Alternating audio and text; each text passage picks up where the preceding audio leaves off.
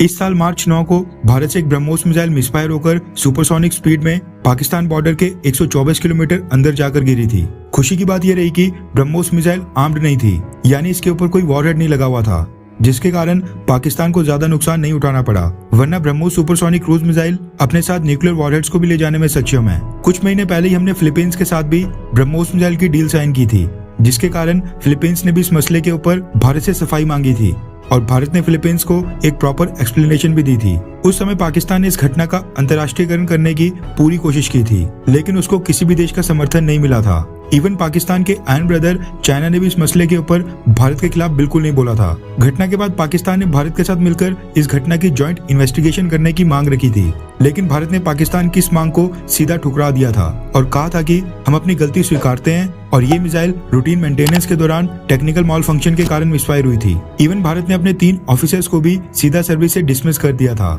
Independent investigation के नाम पर पाकिस्तान चाहता था कि अगर वो खुद नहीं तो कोई और अंतर्राष्ट्रीय एजेंसी इस मुद्दे के ऊपर उसका साथ दे और भारत में जाकर इस इंसिडेंट की जांच करे। फेक न्यूज रिपोर्ट्स के आधार पर Pakistan international nuclear watchdog IAEA के ऊपर प्रेशर डाल रहा था और ये दावा कर रहा था कि भारत में यूरेनियम ओपनली बेचा जा रहा है और भारत एक रिस्पॉन्सिबल न्यूक्लियर पावर बिल्कुल नहीं है। वो ब्रह्मोस जैसी मिसाइल्स मिसफायर कर रहा है। इसलिए IAEA भारत के खिलाफ एक इन्वेस्टिगेशन शुरू करे और ये सुनिश्चित करे कि क्या भारत में न्यूक्लियर वेपन्स की सिक्योरिटी को लेकर सारे प्रोटोकॉल्स फॉलो किए जा रहे हैं या फिर नहीं।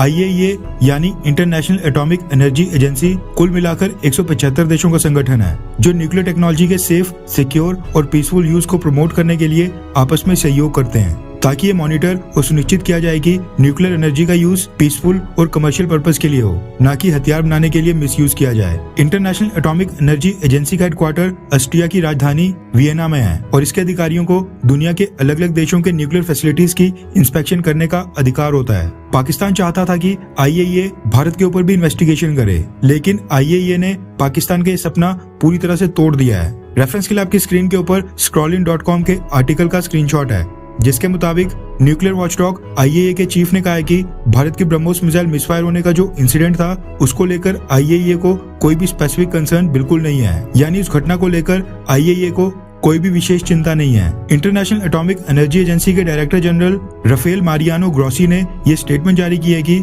हमारी ऑर्गेनाइजेशन ने तो भारत सरकार से इस बारे में कोई भी इंफॉर्मेशन नहीं मांगी है, यानी IAEA ने भारत से ये तक नहीं पूछा है कि ब्रह्मोस मिसाइल कैसे मिसफायर हुई, क्या कारण थे और भारत अपने न्यूक्लियर वॉरहेड्स की सेफ्टी को लेकर क्या क्या प्रोटोकॉल्स फॉलो कर रहा है। उन्होंने कहा कि इस एक मिसफायरिंग इंसिडेंट से भारत में न्यूक्लियर मटेरियल्स की सेफ्टी को लेकर हमारे मन में कोई भी डाउट नहीं आया है, यानी उस एक घटना की वजह से भारत में न्यूक्लियर मटेरियल्स की सुरक्षा को लेकर उनके मन में कोई भी संदेह पैदा नहीं हुआ है। हम पूरी दुनिया की सिचुएशन के ऊपर नजर बनाए बैठे हैं और जब कोई एक मेंबर स्टेट को कोई इशू होता है तो हम उसमें इंटरेस्ट लेकर उसको देखते हैं, लेकिन ये घटना हमारे लिए कोई विशेष चिंता का विषय नहीं है। उन्होंने इसके साथ ही भारत के लिए ये भी कहा कि भारत एक रिस्पॉन्सिबल देश है, जिम्मेदार देश है और हम चाहते हैं कि भारत और भी ज्यादा न्यूक्लियर मटेरियल्स एक्वायर करे और ज्यादा न्यूक्लियर प्लांट्स बिल्ड करे और न्यूक्लियर एनर्जी का कमर्शियल यूज करे। यानी एक तरह से इंटरनेशनल एटॉमिक एनर्जी एजेंसी की तरफ से भारत को क्लीन चिट दे दी गई है। पाकिस्तान सरकार भारत नहीं बल्कि अपने खुद के न्यूक्लियर वेपन्स की सेफ्टी को सुनिश्चित कर ले, और अगर वो ऐसा करता है तो ये दुनिया के ऊपर एहसान होगा।